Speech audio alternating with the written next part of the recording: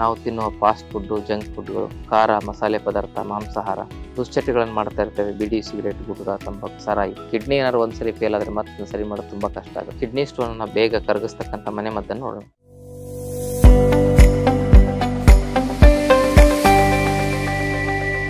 ಓಂ ಶ್ರೀ ಗುರು ಬಸವಲಿಂಗಾಯ ನಮಃ. ಓಂ ನಮಃ ಶಿವಾಯ. ಸರ್ವರಿಗೂ ಭಕ್ತಿಯ ಶರಣಾರ್ಥಿ. ನಾನು ನಿಮ್ಮ ಯೋಗ ಗುರು ವೈದ್ಯ ಶ್ರೀ ಚನ್ನಬಸವಣ್ಣ, ಶ್ರೀಗಂಗಾ ಯೋಗ ನಿಸರ್ಗ ಚಿಕಿತ್ಸಾ ಹಾಗೂ ಆಯುರ್ವೇದ ಸಂಶೋಧನಾ ಕೇಂದ್ರ, ಆರೋಗ್ಯ ಮಹಾಮನೆ, ಬೆಂಗಳೂರು, ಹುಬ್ಬಳ್ಳಿ, ಧಾರವಾಡ ಹತ್ತಿರ, ಮೊರಕಟ್ಟೆ. ತಮ್ಮೆಲ್ಲರಿಗೂ ನಮ್ಮ ಯೂಟ್ಯೂಬ್ ಚಾನಲ್ಗೆ ಭಕ್ತಿಯ ಸ್ವಾಗತ. ಇವತ್ತಿನ ಸಂಚಿಕೆಯಲ್ಲಿ ಕಿಡ್ನಿ ಸ್ಟೋನ್ ಕರಗಿಸ್ತಕ್ಕಂಥ ನ್ಯಾಚುರಲ್ ಹೋಮ್ ರೆಮಿಡಿಯನ್ನು ನೋಡೋಣ. ಕಿಡ್ನಿ ಸ್ಟೋನ್ ಯಾಕಾಗುತ್ತೆ ಅಂದರೆ, ನಮ್ಮ ಆಹಾರ ಪದ್ಧತಿಯಿಂದ ನಾವು ತಿನ್ನುವ ಫಾಸ್ಟ್ ಫುಡ್ಡು, ಜಂಕ್ ಫುಡ್ಗಳು, ಬೇಕರಿ ಪದಾರ್ಥಗಳು ಹಾಗೂ ಖಾರ, ಮಸಾಲೆ ಪದಾರ್ಥ, ಮಾಂಸಾಹಾರ, ದುಶ್ಚಟಗಳನ್ನು ಮಾಡ್ತಾ ಇರ್ತೇವೆ. ಬಿಡಿ, ಸಿಗರೇಟ್, ಗುಟ್ಕಾ, ತಂಬಾಕು, ಸಾರಾಯಿ. ಎಲ್ಲ ಕಾರಣಗಳಿಂದ ಶರೀರದಲ್ಲಿ pH ವ್ಯಾಲ್ಯೂ ಏನಾಗುತ್ತೆ, ಅಸಮತೋಲನವಾಗಿ ಪಿತ್ತ ವಿಕಾರ ಹೆಚ್ಚಾಗಿ ಆ ಪಿತ್ತದ ಒಂದು ಸಂಗ್ರಹಣೆನೇ ಕಿಡ್ನಿ ಸ್ಟೋನ್. ಸ್ಟೋನ್ ಅಂದರೆ ಕಲ್ಲಲ್ಲ, ಪಿತ್ತ ಎಲ್ಲಾದ್ರೂ ಹೋಗಿ ಒಂದು ಕಡೆಗೆ ಅದು ಸೇರ್ಕೊಳ್ಳುತ್ತೆ. ಪಿತ್ತ ಶರೀರದಲ್ಲಿ ಎಕ್ಸಸ್ ಆಫ್ ಪಿತ್ತ ಅದು ಕೆಟ್ಟು ಆಮ ಪಿತ್ತ ಅಂತ ಹೇಳ್ತಾರೆ. ಅದು ಎಲ್ಲರೂ ಸಂಗ್ರಹಣೆ ಆದಾಗ ಅದು ಒಂದು ಗಂಟು ಥರ ಆಗುತ್ತೆ, ಅದನ್ನೇ ಸ್ಟೋನ್ ಅಂತ ಹೇಳ್ತಾರೆ. ಹಾಗಿದ್ರೆ ಅದನ್ನ ಕರಗಿಸ್ಬೇಕಂದ್ರೆ ನಾನೇನು ಕಾರಣಗಳನ್ನು ಹೇಳಿದ್ದೀನಿ ಅದನ್ನ ಕಾರಣಗಳನ್ನು ಸರಿಪಡಿಸ್ಕೊಳ್ಬೇಕು.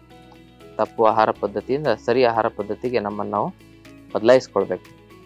ಸೊಪ್ಪು, ತರಕಾರಿ, ಹಣ್ಣುಗಳನ್ನು ಹೆಚ್ಚಾಗಿ ತಿನ್ಬೇಕು. ಅದರಲ್ಲೂ ಬೂದುಕುಂಬಳಕಾಯಿ, ಸೋರೆಕಾಯಿ ಬಹಳ ಒಳ್ಳೆಯದು. ಅದರ ಒಂದು ಪಲ್ಯ, ಸಾಂಬಾರು, ಜ್ಯೂಸನ್ನು ಕೂಡ ನಾವು ಸೇವನೆ ಮಾಡೋದು ಒಳ್ಳೆಯದು. ಹೀಗೆ ಇವುಗಳನ್ನು ಮಾಡಬೇಕು. ಅದರ ಜೊತೆಗೆ ಒಂದಿಷ್ಟು ಕಿಡ್ನಿ ಸ್ಟೋನನ್ನು ಬೇಗ ಕರಗಿಸ್ತಕ್ಕಂಥ ಮನೆ ಮದ್ದನ್ನು ನೋಡೋಣ. ಕಾಡು ಬಸಳೆ ಸೊಪ್ಪು ಅಂತ ಬರ್ತದೆ, ಚಿತ್ರಣದಲ್ಲಿ ತೋರಿಸ್ತಾ ಇದ್ದಾರೆ. ಕಾಡು ಬಸಳೆಯ ಎಲೆ, ಆ ಎಲೆಯನ್ನು ಒಂದು 3 ರಿಂದ 4 ಎಲೆಯನ್ನು ತೆಗೆದುಕೊಳ್ಬೇಕು. ಆಮೇಲೆ ಈ ಗೋಕ್ಷುರ ಅಂತ ಬರುತ್ತೆ, ನೆಗ್ಗಿಲ್ ಮುಳ್ಳು, ಅದನ್ನ 2 ಚಮಚದಷ್ಟು ನೆಗ್ಗಿಲ್ ಮುಳ್ಳನ್ನು ತೆಗೆದುಕೊಳ್ಬೇಕು. ಹಾಗೂ ಮತ್ತೊಂದು ಅಂತ ಹೇಳಿದ್ರೆ ಗರಿಕೆ. ಆ ಗರಿಕೆಯನ್ನು ನೀವು ಹೆಚ್ಚಿ ಜಜ್ಜಿ ಪೇಸ್ಟ್ ಮಾಡಿ 1 ಚಮಚದಷ್ಟು ಗರಿಕೆ ಪೇಸ್ಟನ್ನು ತೆಗೆದುಕೊಳ್ಳಿ. ಈ ಗರಿಕೆ ಪೇಸ್ಟು ಮತ್ತು ಗೋಕ್ಷೂರವನ್ನು ಮಿಶ್ರಣ ಮಾಡಿ, ಗೋಕ್ಷೂರ ಅಂತ ಹೇಳಿದ್ರೆ ನೆಗ್ಗಿಲ್ ಮುಳ್ಳ ಸ್ವಲ್ಪ ಜಜ್ಜಿ ನುಚ್ಚು ಥರ ಮಾಡಿ, ಗರಿಕೆ ಪೇಸ್ಟು ಮತ್ತು ನೆಗ್ಗಿಲ್ ಮುಳ್ಳನ್ನು 2 ಚಮಚ ಗರಿಕೆ, 1 ಚಮಚ ಗರಿಕೆ ಪೇಸ್ಟು, 2 ಚಮಚ ನೆಗ್ಗಿಲ್ ಮುಳ್ಳಿನ ಆ ಒಂದು ನುಚ್ಚನ್ನು 2 ಗ್ಲಾಸ್ ನೀರಿಗೆ ಹಾಕಿ ಕುದಿಸ್ಬೇಕು.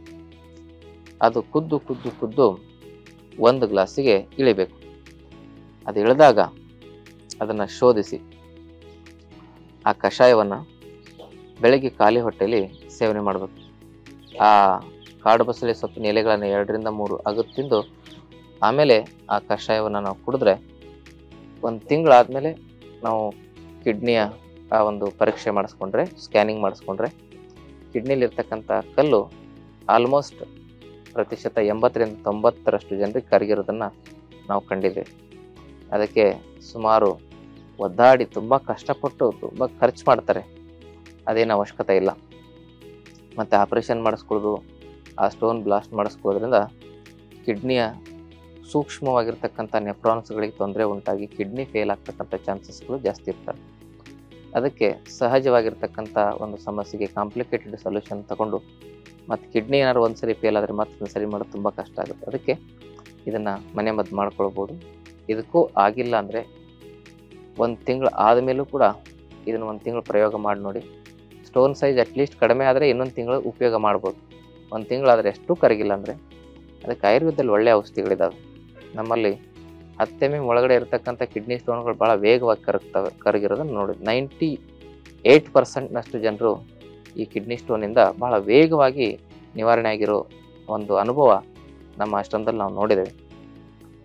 ಹಾಗೆಯೇ 10 mm ಮೇಲಿದ್ರೂ ಕೂಡ ಸ್ವಲ್ಪ ಕಷ್ಟ ಆಗುತ್ತೆ. ಮೊದಲು ಮನೆ ಮದ್ದನ್ನು ಮಾಡ್ಕೊಳ್ಳಿ. ಅದಾಗದೇ ಇದ್ದ ಪಕ್ಷದಲ್ಲಿ ತಾವು 1 ಬಾರಿ ಆಯುರ್ವೇದದಲ್ಲಿ ಒಳ್ಳೆಯ ಔಷಧಿಗಳಿದ್ದಾವೆ, ಅದನ್ನು ಬಳಸೋದ್ರ ಮೂಲಕ ತಮ್ಮ ಕಿಡ್ನಿ ಸ್ಟೋನಿಂದ ತಾವು ಪರಿಹಾರವನ್ನು ಕಂಡುಕೊಳ್ಬೋದು.